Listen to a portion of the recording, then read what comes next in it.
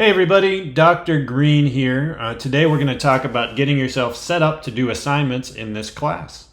So to get started, we're going to go take a look at our modules. Go on down to preparing for your first assignment and checking out our integrated development environment setup. Now for this class, we need a tool to help us write Python code to execute it, to debug it, and to work with it. We give you the option of two tools for this class. Both are common in industry. One is called VS Code or Visual Studio Code. This is a free product developed by Microsoft, and I've given you links here for each of these. VS Code is a great product. I use it all the time. You can download it and install it. They have wonderful documentation, and it will look just like this. Now, I've provided you steps here to download and install. With this, you also need to go ahead and install Python, which is the programming language we're using. So you can go here, click download Python, and walk through the steps for that if you choose to use VS Code. If you're on a Mac, we do have some additional instructions you can use here. But the best part about VS Code, in my own opinion, is that they have wonderful documentation. You see that I've linked through to the tutorial here. If you want to, you can click back to this quick start. They tell you very quickly you need VS Code, a Python interpreter, and a Python extension.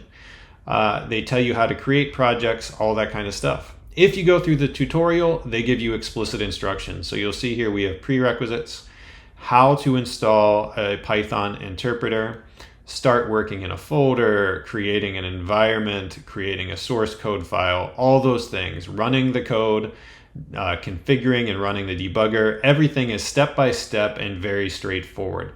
This is a great product. I use it almost every day, and I encourage you to use this if you like. The other product that I would encourage you to use is called PyCharm. PyCharm is an excellent IDE made by a company called JetBrains. So you'll see this is actually my account here. I have an educational license. But if I go just to jetbrains.com, you'll see they make a variety of products. They have a variety of items up here. The one that we want to look at is called PyCharm because it's made specifically for Python. So you'll see it says the only IDE you need. You can download it. It works wonderfully. The thing I love about PyCharm is it is a professional grade tool. You can download it. And then as a student, you are able to go in, and once you've created an account, you can apply for an educational license. This educational license will allow you to get the entire professional product for free. So it's very powerful, very good for you to use, and you can have a lot of fun and an excellent experience writing Python code. So I would encourage you to choose either of these or potentially try both. Install them both, see how they both work, see how they both feel and how you like them. You can switch back and forth, or if you're a more experienced programmer or have another option you like, you are welcome to use that as well. Now I can show you each of these real quickly. This right here is Visual Studio Code. You'll see I have my IDE. I don't have a folder open right now. I do have a menu you can't see at the top of my screen, but I can't open the folder. I can go ahead and search. This is for something called source control we're not going to be using. We can run and debug our programs. We can do some extra things, and we can install extensions. So for instance, you will want to install the Python extension. You'll see I have the Python debugger, the Python extension, and Pylance all installed here. In any case, you can always go here, say open folder. You can create a new file, any of these things. So I'm going to go ahead and open a folder. I'm going to go ahead and jump on my desktop. I'm going to make a new folder. We'll make this our Python test for VS Code. So I'm going to create a new folder, and then I'm going to open that folder. You'll see I'm here. I can now either create new file, or I can right click in my file explorer and say new file. It'll give me a name. In this case, I'm just going to say name.py. I can also hit Command-Shift-P or Control-Shift-P and access all of my Python commands, right? So I can even go in and say new Python file. Instead of doing this, it will give me something that I need to add. Here I can start writing my Python code however I want to write this and however I want to accomplish it. So something as simple as welcome to CS 5010. We'll go ahead and save that. Now there are a couple ways to run this. So I can go to Python and I can say run Python file in terminal. Okay, you'll see there's my output. It printed this out along with all this other stuff.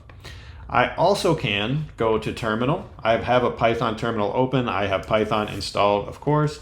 So I can just type Python and then the file name. I get the same result. The other thing I can do is I can go to run and debug. I can click run and debug. It'll ask me what I want to do to debug. I'm going to use the Python debugger. I'm going to use a Python file. And now you see this will look a little more complicated. It takes a second to go here, but it debugged. You'll see it printed this and it ended. Now we may want to do something more interesting here. So what if we say A equals 10, B equals hello world, and C equals welcome to CS5010. We'll do that, and then we'll say, well, I don't know, A equals A plus 15, and then what we actually want to print is A, B, and C. Now suppose I had an error in my code. You'll see when I move my mouse over to the left of these numbers here, I can go ahead and set what's called a breakpoint. I just click, it adds this red dot. If I click again, it takes it away. Well, what is a breakpoint? Let's find out. I'll set that breakpoint, and then when I press run and debug, you'll see this actually stops on that line of code. It tells me what is stored in all my variables, either directly in line or over here in the variables over here. I can even go over here and try different things. So I can say, well, what's A? That's great. What's A plus 98? That's cool. What's A plus B? Type error. Hey, I can watch things, see what I want to do, all those things over here. Once I'm sure and can see what's going on step by step, I can use these buttons over here to control how I look at my code. This first button will continue to the next breakpoint or the end of code. Step over is what you will typically use. It just goes to the next line. Step into is what you will use if you want to step into a function. Step out of does the opposite. Restart restarts debugging, and stop stops debugging. This is a quick and easy way for you to visually evaluate your code, see what's going on, and see if there are any errors. Okay? This is VS Code in a nutshell. Very straightforward, fun to use, all those good things. Now let me show you PyCharm as well. You'll see here I actually already started a PyCharm project. You'll see this is a PyCharm script, so I actually went in here and I said File, New Project. You have to give it a location, your folder. You can choose this. So I could actually go in and let's go back to my desktop and we'll create a new folder here. We'll call this Python test PyCharm. We'll go ahead and open that. We'll say make it there. All this is already set up and I can just say create. We will go ahead and we will open this in this window. I'll allow it access because I'm on a Mac. You'll see it's setting up my project. You have access to the project here. If you want to see different views, you can look at files as opposed to the project. You can look at open files, all those kind of things. I tend to prefer project files. Now we're going to go ahead, we're going to create a new Python file. We're going to call it main.py. And we're going to do the same code. So you'll see this here. Here's my code. I can write it in here. I can go ahead and press play. It runs down here. It's beautiful. The same thing, I can set debugs, and then I hit the little bug to debug. So I have my breakpoints. You'll see it has stopped there. Down here, I have my threads and values. It shows me everything I need. I can even work with these. I can type in new things here to evaluate. I have lots of options on what to do and how to work with this. And you'll see I have other options going down the side. I have a console I can use to debug and type in things. And I also have similar buttons. Rerun, which is restart, stop debugging, continue or resume the program, step over to the next line, step into a function, step into your code, step out of a function, view breakpoints, or mute all my breakpoints. So I have a lot of options here too, and a lot of things I can do. So whichever IDE you're using, this will be wonderful. You may note, by the way, if you're looking up here, that there are 2 extra folders here that you're seeing. That .idea folder is where PyCharm stores all its settings for your project.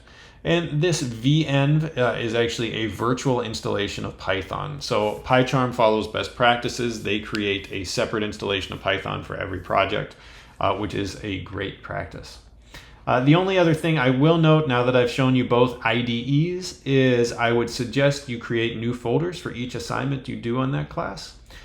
And that should cover everything you need to know for getting your IDE set up, doing debugging, and running of all your code. Let me know if you have any questions, and we'll see you next time online.